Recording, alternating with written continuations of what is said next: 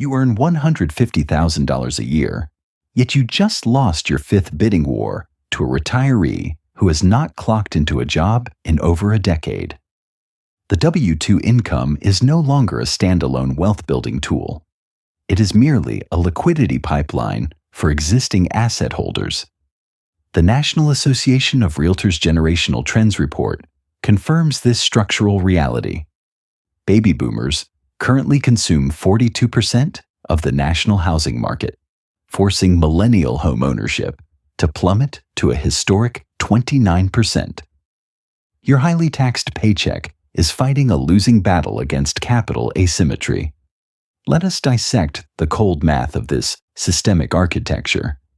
The Federal Reserve holds interest rates at roughly 6.7%. The prevailing public narrative insists this policy cools down housing prices.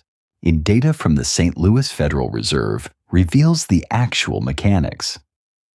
High interest rates do not lower home prices in a low inventory environment. They precisely and ruthlessly destroy the purchasing power of the working class borrower. A young professional taking out a $500,000 mortgage at 6.7% will hand over a total of $1.16 million over a standard 30-year amortization schedule. You are paying for the exact same house twice, plus a $60,000 tip to the banking system, just for the privilege of accessing capital. Consider the opposing side of the economic spectrum. Older generations hold over 67% of total national household wealth. According to recent Redfin analytics, over 33% of homes in highly desirable metropolitan markets are purchased entirely in cash. To a buyer liquidating a stock portfolio, a 6.7% interest rate equals exactly zero. There is no financial penalty for them to acquire property. The economic structure seamlessly allows existing capital to bypass monetary policies designed to restrain the market. Wage earners are left alone to absorb the entire macroeconomic shock of shelter inflation, a metric that has aggressively outpaced median wage growth by nearly 40% since 2021. Why does the $150,000 earner not simply tighten their budget, accumulate a massive 20% down payment, and outmaneuver the cash buyers? Standard financial advice completely fails here because it ignores the behavioral economics of modern labor. According to workplace physiology data published by the Harvard Medical School, maintaining a 12-hour corporate cycle spikes your baseline cortisol levels by up to 40%. When the mathematical probability of home ownership feels entirely detached from your daily physical effort, the human mind defaults to a coping mechanism behavioral economists define as present bias. In the tech economy, this manifests as high-friction doom spending. You are not going bankrupt because you are buying luxury vehicles. You are being financially eroded by a systemic convenience tax. Look at your monthly outflow. You are paying for expanded cloud storage tiers, premium artificial intelligence compute credits, and algorithmic lifestyle subscriptions required to maintain your professional edge. That $412 automatically extracted every 30 days is not just lost capital.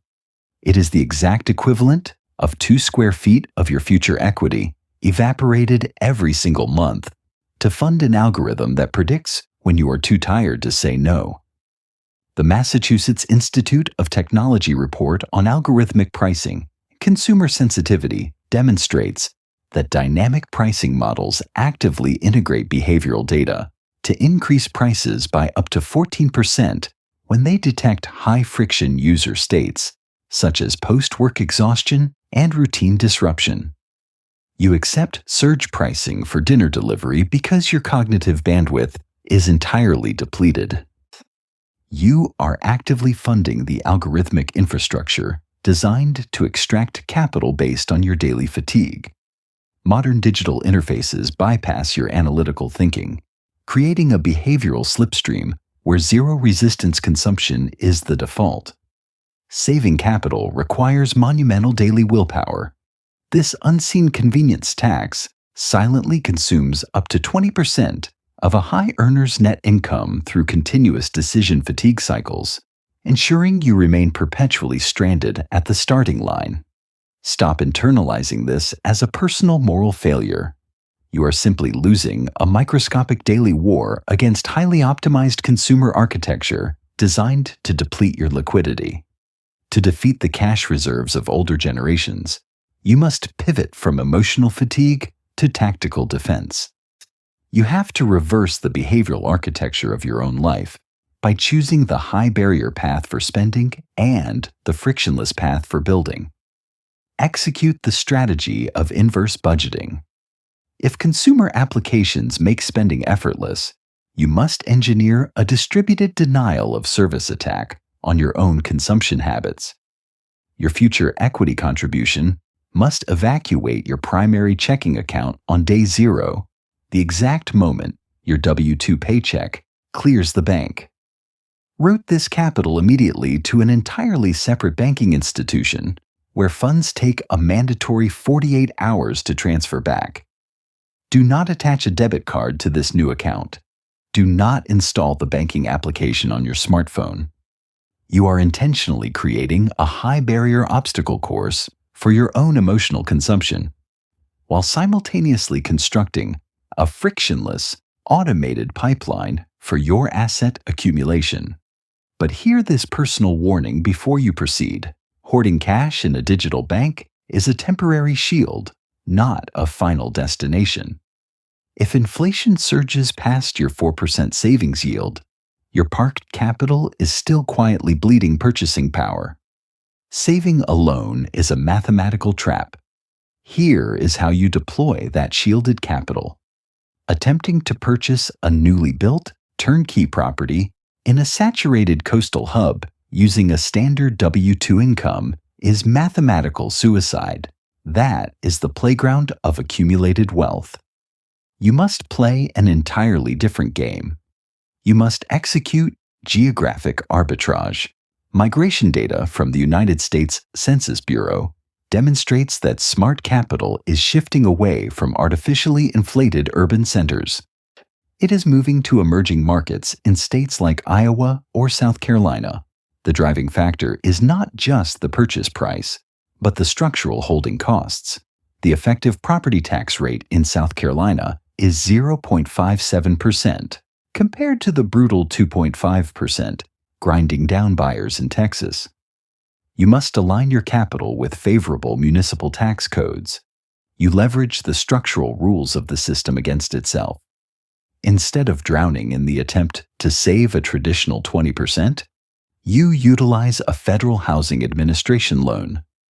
This financial vehicle drops the barrier to entry down to a highly achievable 3.5% down payment, provided you aggressively manage your front-end debt-to-income ratio below 31%. You do not hunt for a pristine single-family dream home. Sami, you acquire a distressed duplex. But here is the critical pivot. You do not swing the hammer yourself. Your time is far too expensive, and your daily cognitive load is already maxed out. You leverage a professional management layer, using the tax-advantaged capital you have shielded from the convenience tax to hire contractors. You live in one unit, and you strategically lease out the other. Let us correct the mathematically naive assumption that a tenant pays your entire mortgage. With a $500,000 loan, your 6.7% interest rate equals roughly $2,800 in monthly interest alone. If your neighboring tenant pays $1,900 in rent, they are neutralizing exactly 68% of your interest cost. When you factor in property taxes, low insurance premiums, and mandatory capital expenditures for maintenance, you are not living for free, but you have successfully transformed a toxic, unmanageable debt into a highly controlled housing subsidy. You have stepped out from under the crushing weight of the interest rate curve and forced the open market to dramatically lower your net effective rent. The rental income handles the systemic friction, while your W-2 income aggressively attacks the principal balance. This duplex is merely a survival tactic. It is node zero in a 20-year multi-asset portfolio strategy required to offset the economic displacement of automated labor. When you eventually sell this asset, you utilize the Section 121 tax exclusion. This specific provision legally shields up to $250,000 of your capital gains from the Internal Revenue Service. You capture the massive appreciation, command the tax deductions of a property owner, and let a tenant buy down your long-term debt. This is how systemic labor mathematically defeats an all-cash buyer. Neutralizing the interest rate is only step one. The economic machinery never stops adjusting to protect established wealth. The real danger lies in legislative proposals currently under review in Washington. New drafts suggest a pivot toward taxing unrealized property gains, a structural maneuver that directly favors corporate institutional buyers while devastating individual wage earners. A new extraction is coming for your property taxes within a critical legislative window. Subscribing ensures you get the defensive breakdown before the law takes effect.